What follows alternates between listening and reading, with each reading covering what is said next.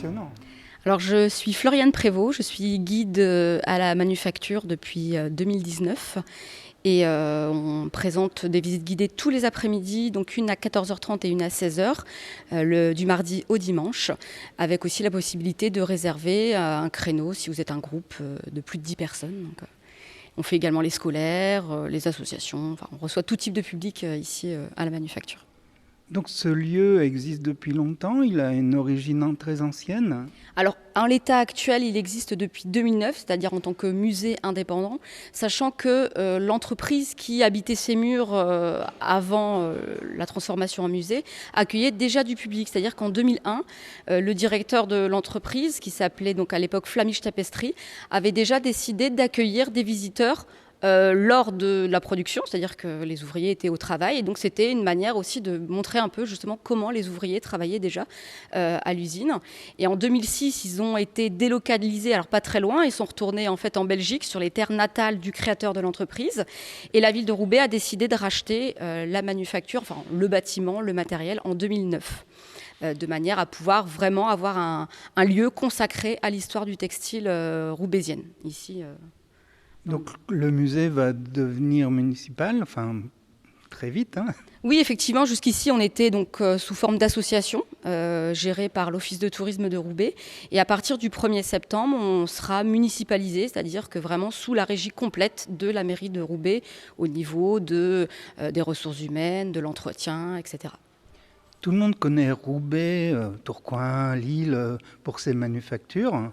Donc c'est une industrie qui remonte à quelle époque ?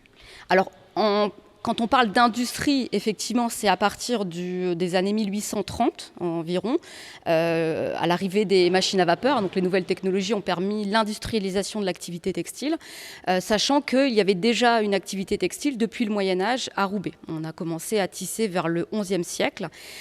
C'était une activité comme on pouvait en trouver partout en France, c'est-à-dire que les gens tissaient principalement pour leur consommation personnelle, pour les vêtements de la famille ou alors pour les sacs des travaux agricoles, parce qu'à la base, à Roubaix, on était principalement sur des métiers agricoles. Et à partir de 1469, avec la signature de ce qu'on appelle la charte des drapiers, c'est à partir de ce moment-là que les Roubaisiens vont pouvoir vendre leur production. On dit qu'ils peuvent faire drap de toute laine, c'est-à-dire qu'ils ont le marché est ouvert. Un marché qui était à l'origine réservé plutôt à des villes comme Lille ou Tournai, qui avaient un peu le monopole. Et à partir de la signature de la charte des drapiers, le commerce commence ici à Roubaix. Donc on entend des bruits là, signe que l'activité va être intense très prochainement. Oui, alors effectivement, cette semaine, on est fermé parce qu'on fait beaucoup de régie, de l'intendance, des réparations. On en profite justement pour remettre un petit coup de propre au musée pour la réouverture à partir de mardi prochain. Donc pour accueillir le public dans de très bonnes conditions. Comment on pourrait présenter ce musée, ses spécificités ?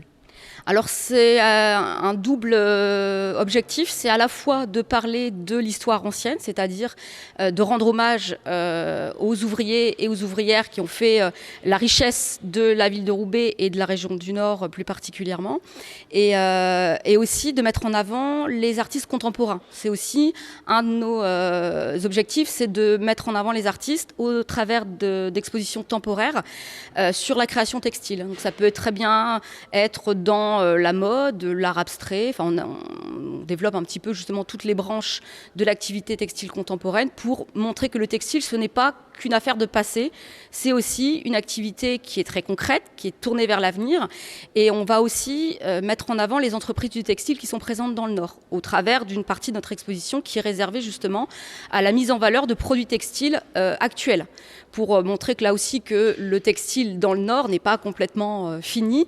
Il y a aussi des entreprises, il y a des activités, on a environ 400 entreprises textiles dans le Nord qui sont évidemment sur divers produits. Maintenant, on va plutôt développer des produits de niche, des textiles utilisés dans l'aéronautique, dans l'automobile, dans le médical. Et ça montre que le domaine du textile est encore très actif dans le Nord de manière générale. Donc la ville de Roubaix a fait un pari à un moment donné de l'art dans la ville. Donc ce lieu sera un des lieux qui va accueillir des auteurs, des artistes contemporains ? Alors oui, c'est déjà le cas au travers de nos expositions temporaires. En revanche, maintenant qu'on va être municipalisé, il y aura un travail beaucoup plus étroit avec le musée de la piscine, ce qui va permettre de mutualiser justement les compétences, les réseaux, etc. Et on espère justement que la manufacture s'inscrive véritablement dans un lieu incontournable à Roubaix. Alors c'est déjà le cas parce qu'on a quand même pas mal de visiteurs, mais on a une marge de progression au niveau de la notoriété du musée. Et justement, cette municipalisation, ça va vraiment être l'opportunité pour nous de rayonner davantage au même titre que la ville ou que le musée de la piscine. Donc c'est une véritable opportunité pour nous. Donc j'imagine que vous allez accueillir des artistes contemporains de tout état de réflexion, d'analyse sur peut-être la société aussi. Est-ce que certains de ces artistes s'intéressent au textile, par exemple ? Oui, alors je vous dis, à travers nos expositions temporaires, on accueille déjà des artistes qui abordent au travers d'un travail textile, qui abordent différentes thématiques sociales, politiques, environnementales. C'est vrai qu'aujourd'hui, il y a beaucoup d'artistes engagés qui justement se servent du textile comme vecteur, comme médiateur d'un message et qui est très riche parce qu'on voit que la scène contemporaine au niveau du textile est assez riche, que ce soit dans le Nord, mais la manufacture va aussi accueillir des artistes internationaux. On accueille tout type, on va dire, d'artistes ici à la manufacture. Alors, pas très loin d'ici, il y a aussi les archives, le centre d'archives du monde du travail. Est-ce que vous avez vos propres archives ici ? Oui, on a une base d'archives, mais qui concerne plutôt l'entreprise Creil en elle-même, parce que c'était évidemment une ancienne usine. Après, c'est vrai que nous, les archives du monde du travail sont très importants en termes de ressources, surtout pour nous en tant que guides. Notre travail passe beaucoup par la recherche, par la lecture de documents, d'archives, etc. Donc c'est un véritable centre de ressources qui est très important. On va aussi beaucoup travailler avec d'anciens ouvriers et ouvrières du textile, parce que ce sont des mémoires vivantes.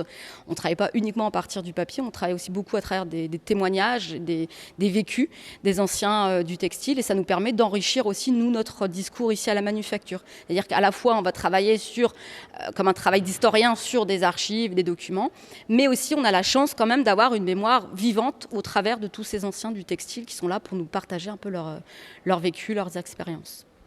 Donc sur Roubaix, en tant que musée, vous êtes un musée spécialisé, on va dire ça. Est-ce qu'il y en a d'autres dans la région ?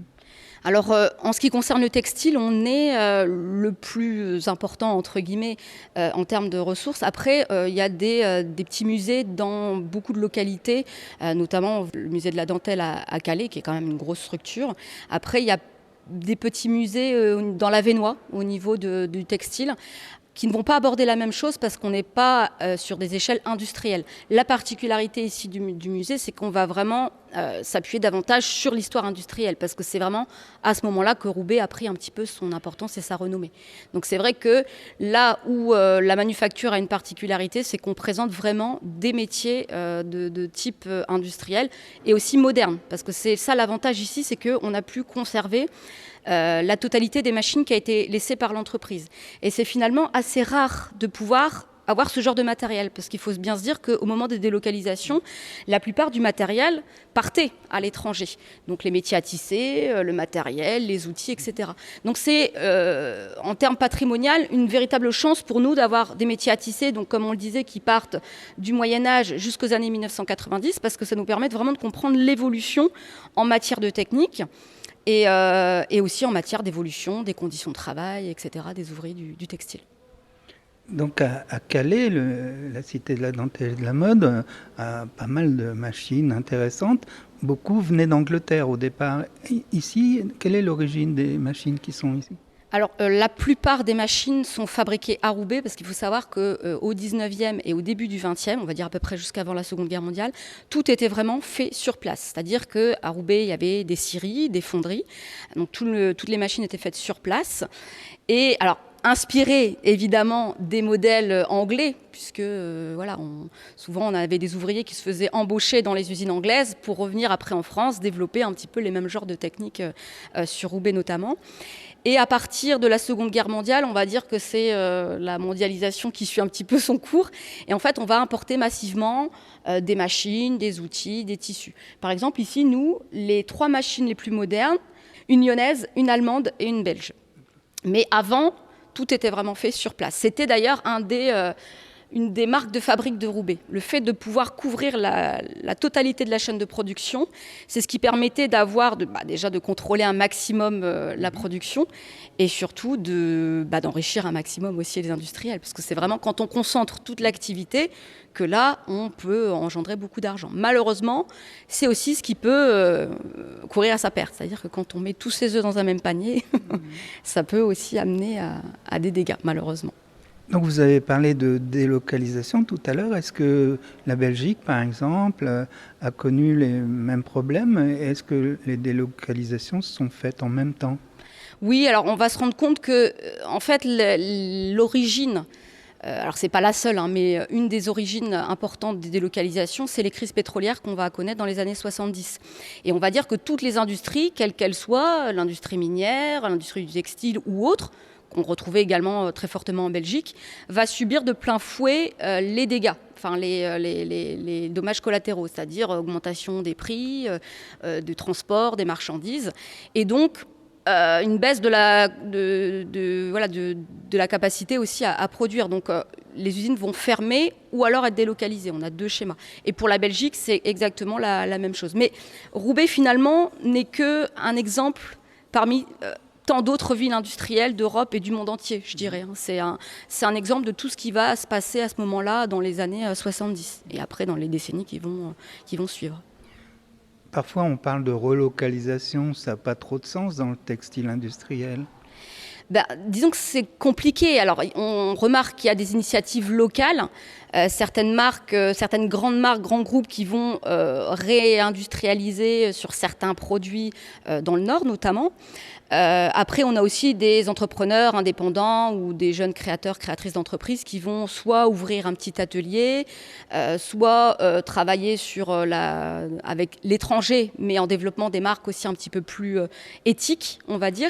Alors, on peut pas parler de réindustrialisation massive parce qu'en termes de coûts, c'est pas du tout la même chose. Aujourd'hui, on n'en est pas là. On peut pas encore dire... Alors, à moins de pouvoir acheter un produit qui est très cher. De toute façon, il ne faut pas se leurrer. Un produit qui sera fait 100% en France n'aura pas le même coût.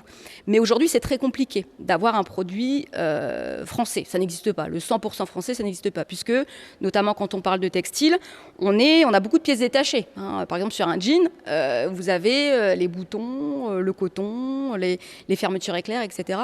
Aujourd'hui, en France, on a très peu d'usines qui produisent ce genre de produits. Donc forcément, les coûts sont assez énormes. Alors, on ne peut pas parler, comme vous le disiez, de réindustrialisation.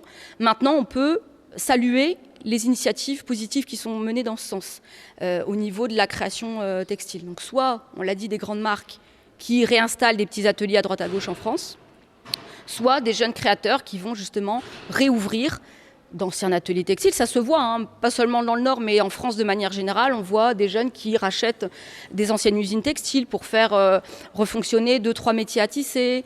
Ou alors, on voit qu'il y a quand même certains secteurs qui sont encore en activité, sur la lingerie ou sur des modèles assez, des choses assez précises comme ça.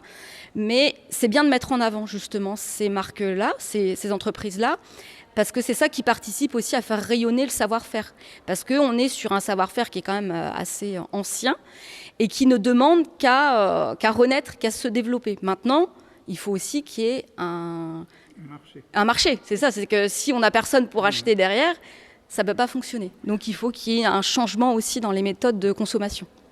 Donc un marché de niche, certains essayent cette expérience, par exemple à l'usine Tissel, à Roubaix aussi. Oui, alors justement, comme on le disait, c'est des produits de niche. Alors, ce n'est pas des produits grand public avec des prix forcément abordables. Maintenant, c'est intéressant de se renseigner aussi en tant que consommateur sur la manière dont sont fabriqués nos produits, et notamment le textile, et voir s'il y a des alternatives. Alors, on sait qu'il y aura toujours un sacrifice en termes de coût. Ça peut être aussi en termes de quantité, parce que effectivement, si on peut décider de mettre plus cher dans un produit, on doit forcément décider d'en acheter moins. Enfin, c'est vraiment une refonte de notre manière de consommer qui est à faire, et notamment dans le textile. Et c'est justement là où ces entreprises-là, elles ont un rôle à jouer. Mais il faut, comme vous le dites, qu'il y ait un marché. Je veux dire, une entreprise n'existe que si derrière, il y a des gens qui achètent les produits. Sinon, elle n'a pas de sens. Souvent, le marché, il est un peu épaulé par la mode aussi, puis les courants écologie, développement durable. Oui, tout à fait. On remarque que les nouvelles entreprises qui se créent autour du textile sont beaucoup plus tournées vers ces enjeux-là. Puisque d'une part, ça va être une donnée incontournable, et on a aussi une partie des consommateurs qui sont beaucoup plus regardants sur ces aspects-là. Des consommateurs beaucoup plus qui veulent des produits qui sont fabriqués dans de meilleures conditions, avec des produits plus durables, qui sont attachés à ce que les travailleurs qui aient fabriqué les produits les fassent dans de meilleures conditions avec des meilleurs salaires. Donc les nouvelles entreprises ont tout intérêt, que ce soit d'un point de vue éthique ou même entrepreneurial, de prendre en compte ces enjeux-là. Parce qu'on est en tout cas, on doit tendre vers un changement dans les manières de consommer le textile. Sinon, on va dans le mur. Si on prend le bassin minier, par exemple, qui a été une grande région industrielle, forcément, avec l'énergie du charbon, etc., et grosses entreprises à tous les niveaux, oui. Il y a eu une grande modification de cet espace et peut-être des entreprises qui se sont créées. C'est pas encore évident d'avoir le même niveau économique qu'avant en termes de production, bien sûr. Il y a, pour le coup, une protection d'une partie du bassin minier reconnu UNESCO. Est-ce que vous aurez ce label un jour? Est-ce que ça existe déjà un peu? Alors l'usine est classée en monument historique. Maintenant, on n'a pas encore de classification au niveau de l'UNESCO. Je ne pense pas que pour l'instant ce soit dans les tuyaux, on va dire, parce que déjà rien que la municipalisation, c'est un gros dossier. Après, effectivement, il faut voir dans les années qui viennent quelle trajectoire la ville de Roubaix veut faire prendre à cette histoire. Parce que effectivement, le fait de regrouper un peu tous les lieux patrimoniaux importants de la ville va aussi redéfinir un peu justement la trajectoire sur ce que veut faire rayonner Roubaix en termes d'image, en termes aussi d'ouverture au national, à l'international. Et alors, on ne peut pas faire sans cette histoire, puisque Roubaix ne s'est construit que par et pour le textile. Donc on ne peut pas ignorer cette partie-là quand on veut travailler sur des politiques de développement de la ville. Donc ils ont tout intérêt à prendre ça en compte. Maintenant, effectivement, faire reconnaître l'histoire de Roubaix ou les usines au niveau international par l'UNESCO, ce sera un long chemin, mais ça serait aussi très intéressant, puisque en termes de textile, qui est une activité qui est encore très dynamique en France, Roubaix avait son importance et a permis aussi à la France de rayonner sur ce niveau-là. On voit, il y a beaucoup de marques françaises de luxe qui ont aussi, à un moment donné, fait produire leurs produits sur Roubaix. Donc, Roubaix et ses ouvriers ont participé à l'image actuelle aussi de la France en termes de textile. Donc ça, il ne faut pas l'oublier. Et puis il y a ces bâtiments qui ont été bien préservés, rénovés, donc ils n'attendent que le visiteur parfois. Oui, alors on attend effectivement les visiteurs sur des lieux, les lieux culturels. Enfin, on voit que de plus en plus, on a des gens qui viennent d'un petit peu partout. C'est vrai que parfois on est même étonné. On a des gens qui viennent de toute la France et parfois même du monde entier, qui n'ont pas forcément entendu parler de Roubaix au début, mais petit à petit avec la piscine, il faut le dire, qui attire beaucoup de monde, ça leur permet de découvrir d'autres aspects de la ville de Roubaix, et souvent ils sont assez surpris. Parce que malheureusement, Roubaix ne bénéficie pas toujours d'une image très positive dans les médias. Alors qu'effectivement, il faut aller voir au-delà de ce qu'on peut entendre dans les grands médias. Et qu'à Roubaix, il y a aussi des initiatives positives qui sont menées, qui sont formidables. Il y a un maillage associatif, culturel qui est très important. On le voit notamment au travers des lieux culturels, mais aussi tout ce qui tourne autour du street art, qui est une thématique qui est très importante sur Roubaix depuis une vingtaine d'années maintenant, et sur laquelle effectivement la ville a aussi décidé de miser. Parce qu'on a bien compris que la culture, de manière générale, et encore plus ici à Roubaix, c'était vraiment un vecteur non seulement pour attirer les visiteurs étrangers, mais aussi pour bénéficier aux populations locales.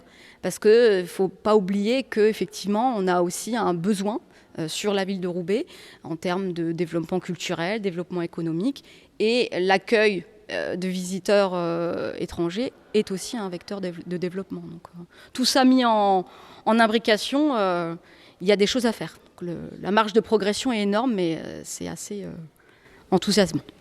Voilà, donc ce musée va ouvrir prochainement. Il y aura des expositions de travaux d'artistes et puis il y aura toutes ces machines qui sont là. On peut en compter combien à peu près ?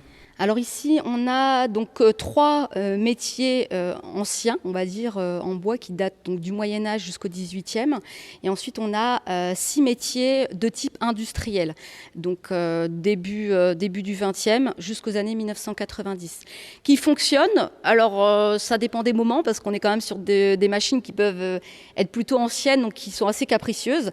Mais on a la chance ici d'avoir avec nous donc 3 anciens tisserands et ma collègue régisseuse qui sont là pour justement entretenir les machines de manière à ce qu'on puisse les mettre en route, en fonctionnement. Et c'est vraiment aussi à travers ça qu'on arrive à faire comprendre aux visiteurs les conditions de travail des ouvriers du tissage.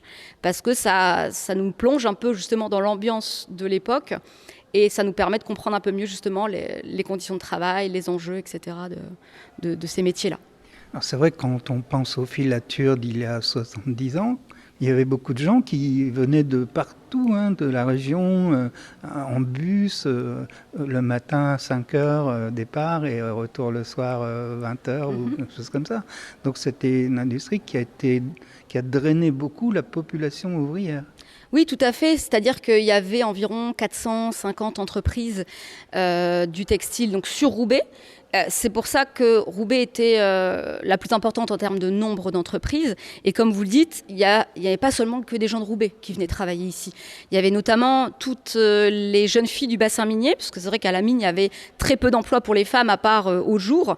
Donc il y avait beaucoup de jeunes filles qui venaient en bus du bassin minier pour venir travailler dans les filatures de Roubaix. On a également beaucoup de gens qui sont venus, donc, en fonction des époques, de l'étranger. Donc dès le 19e siècle, énormément d'ouvriers belges qui sont venus travailler de ce côté de la frontière, et dès à la fin de la Première Guerre mondiale, avec effectivement les ouvriers polonais, espagnols, portugais, italiens, marocains, algériens, tunisiens, qui sont venus travailler pour renforcer les rangs à différents moments de l'histoire textile. Donc effectivement, ce n'est pas qu'une histoire roubaisienne. Les entreprises de Roubaix ont fait travailler énormément de monde. C'est pour ça que quand les usines ont fermé, évidemment, économiquement, socialement, ça a été catastrophique, non seulement pour les Roubaisiens, mais pour toute la région de manière globale. Voilà, c'est aussi une explication du côté cosmopolitain de la ville de Roubaix. Ah oui, notre démographie actuelle, c'est le fruit de cette histoire industrielle.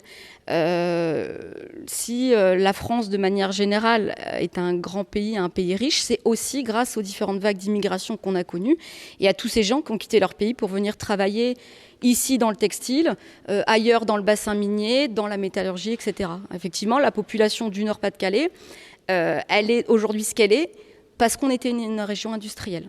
Et en France, de manière générale, c'est la même chose. En Europe, c'est la même chose pour toutes les grandes villes industrielles.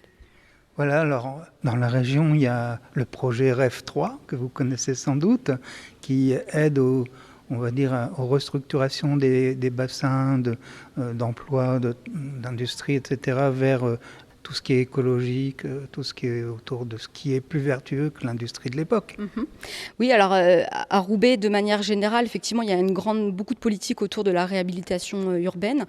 Après, précisément, je ne pourrais pas vous dire ce qu'il en est parce que ce n'est pas non plus les thématiques sur lesquelles je travaille beaucoup.